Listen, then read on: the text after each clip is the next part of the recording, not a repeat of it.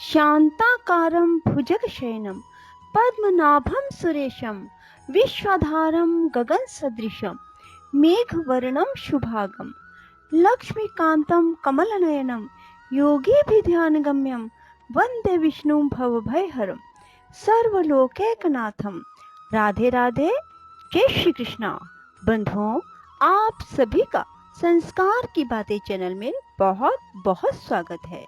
बंधुओं, आज मैं अपनी वीडियो में आपको भादव मास में आने वाली कृष्ण पक्ष की अजा एकादशी व्रत कथा सुनाने जा रही हूँ। अजा एकादशी के दिन भगवान विष्णु के साथ लक्ष्मी जी की पूजा करने से भगवान विष्णु और लक्ष्मी जी अपने भक्तों के भंडार सदा के लिए भर देते हैं। बंधुओं, एकादशी व्रत को सभी व्रतों में बहुत उत्तम माना गया है। एकादशी का व्रत सबसे कठिन व्रतों में से एक है। यही कारण है कि जो लोग एकादशी का व्रत रखते हैं उनके सभी मनोरथ शीघ्र पूरे हो जाते हैं और उन्हें कभी भी जीवन में आर्थिक संकटों का सामना नहीं करना पड़ता। भगवान विष्णु और मां लक्ष्मी की कृपा उन पर सदैव बनी रहती है। बंधुओं, अजा एकादशी 2022 में 22 अगस्त सोमवार को सुबह 7:02 से प्रारंभ होगी और 23 तारीख को इसका समापन होगा। परंतु बंधुओं, यह व्रत 23 अगस्त को ही रखा जाएगा, क्योंकि 22 अगस्त को सूर्य उदय के समय एकादशी तिथि नहीं रहेगी। बंधुओं, व्रत का पारण 24 अगस्त को प्रातःकाल 6:15 बजे से पहले ही होगा।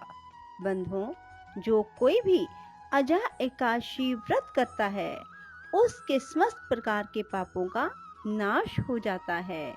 साथ ही अजा एकादशी व्रत को करने से अश्वमेध यज्ञ के बराबर पुण्य की प्राप्ति होती है और श्री हरि की कृपा से व्यक्ति को मृत्यु के बाद उनके श्री चरणों में स्थान प्राप्त होता है। अजा एकादशी का व्रत करने वाले को आर्थिक संपन्नता प्राप्त होती है। बंधुओं, समस्त पापों और कष्टों को नष्ट करके हर प्रकार की सुख समृद्धि अजा एकादशी प्रदान करती है। भाद्र मास के कृष्ण पक्ष की 11 तिथि को आने वाली एकादशी अजा एकादशी कहलाती है। इस दिन भगवान विष्णु के उपेंद्र स्वरूप की पूजा आराधना की जाती है। बंधुओं, अजा एकादशी के दिन प्रातःकाल जल्दी उठें, स्नान आदि से निवृत्त होकर भगवान विष्णु के समक्ष खड़े होकर दाहिने हाथ में जल और फूल लेकर व्रत करने का संकल्प लें। भगवान विष्णु के समक्ष खड़े होकर भगवान विष्णु से प्रार्थना करें, हे भगवान विष्णु, मैं अपना नाम बोलें, गोत्र बोलें, शहर का नाम बोलें। आज भादो मास के कृष्ण पक्ष की अजा एकादशी के दिन आपके निमित्त व्रत करने जा रहा हूँ या करने जा रही हूँ। मेरा व्रत बिना किसी विघ्न बाधा के संपन्न करें और फिर अपनी मनोकामना भगवान विष्णु के समक्ष रखें। उसके बाद भगवान की षोडश उपचार पूजा करें। भगवान को पंचामृत से स्नान कराएं। भगवान के समक्ष शुद्ध देसी घी का दीपक लगाएं और भगवान को फलों का भोग लगाएं। तुलसी दल अर्पित करें और फूल चढ़ाएं। बंधुओं, सारा दिन भगवान विष्णु की कथा श्रवण करने में, भगवान विष्णु के नाम उच्चारण में, श्रीमद् भागवत गीता सुनने में, गजेंद्र मोक्ष की कथा सुनने में ही बिताएं और इधर उधर की बातें ना करें। किसी की निंदा चुगली ना करें, किसी का दिल ना दुखाएं। बंधुओं, अब मैं आपको अजा एकादशी व्रत कथा श्रवण करवाने जा रही हूँ। बंधुओं, यदि कोई व्रत नहीं भी रख सकता तो वह अजा एकादशी व्रत की कथा अवश्य श्रवण करें। बोलो विष्णु भगवान की जय हो। धर्मराज युधिष्ठिर ने विनय पूर्वक भगवान श्री कृष्ण से कहा, हे देवकी नंदन, आप मुझे भाद्रपद मास के कृष्ण पक्ष की एकादशी के बारे में बतलाइए। इसका क्या नाम, विधान तथा महात्म है, यह जानने को मेरी बड़ी इच्छा प्रबल हो रही है। भगवान श्री कृष्ण ने कहा, हे कुंती पुत्र, जन्म जन्मांतर के सभी प्रकार के समस्त पापों को नाश करने वाली इस एकादशी का नाम अजा एकादशी है। इसके व्रत को करने से मनुष्य सब पापों से मुक्त हो जाता है। जो मनुष्य इस दिन भगवान ऋषिकेश का पूजन करता है, उसको अवश्य ही वैकुंठ की प्राप्ति होती है। अब मैं इसकी कथा श्रवण करवा रहा हूँ। सतयुग में सूर्यवंश में सत्यवादी हरिश्चंद्र नामक एक महान प्रतापी चक्रवर्ती सम्राट थे। एक बार उन्होंने अपना संपूर्ण राज्य राज ऋषि विश्वामित्र को दान कर दिया और दक्षिणा चुकाने के लिए अपनी पत्नी, पुत्र और स्वयं को दास रूप में बेच दिया। राजा शमशान में चंडाल का दास बनकर सत्य को धारण करता हुआ मृतकों का वस्त्र ग्रहण करता रहा, मगर किसी प्रकार भी सत्य से विचलित नहीं हुआ। कई बार राजा चिंता के समुद्र में डूबकर अपने मन में विचारने लगता कि मैं कहाँ जाऊं, क्या करूं जिससे मेरा उद्धार हो। इस प्रकार राजा को कई वर्ष बीत गए। एक दिन राजा इसी चिंता में बैठा हुआ था कि गौतम ऋषि आ गए। राजा ने उन्हें प्रणाम किया और अपनी दुख भरी गाथा सुनाई। राजा की बातें सुनकर गौतम ऋषि ने कहा, हे राजन, आज से 7 रोज बाद भाद्रपद मास के कृष्ण पक्ष की अजा नाम की एकादशी आएगी।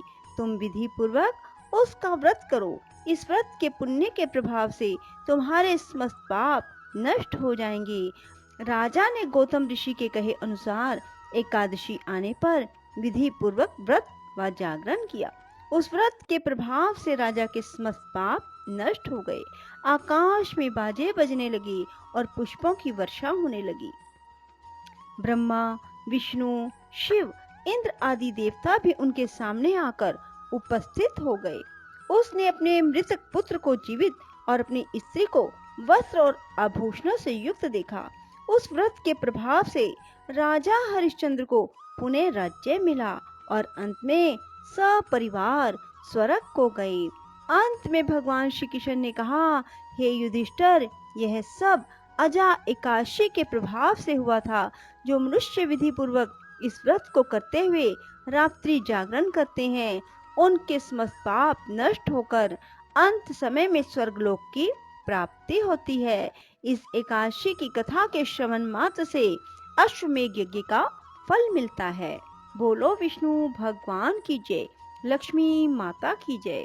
श्रीमन नारायण नारायण हरि हरि, श्रीमन नारायण नारायण हरि हरि, श्रीमन नारायण नारायण हरि हरि, श्रीमन नारायण नारायण हरि हरि, श्रीमन नारायण नारायण हरि हरि, श्रीमन नारायण नारायण हरि हरि, श्रीमन नारायण नारायण हरि हरि, श्रीमन नारायण नारायण हरि हरि, श्रीमन नारायण नारायण हरि हरि, श्रीमन नारायण नारायण हरि हरि, श्रीमन नारायण नारायण हरि हरि, श्रीमन नारायण नारायण हरि हरि, श्रीमन नारायण नारायण हरि हरि, श्रीमन नारायण नारायण हरि हरि, श्रीमन नारायण नारायण हरि हरि,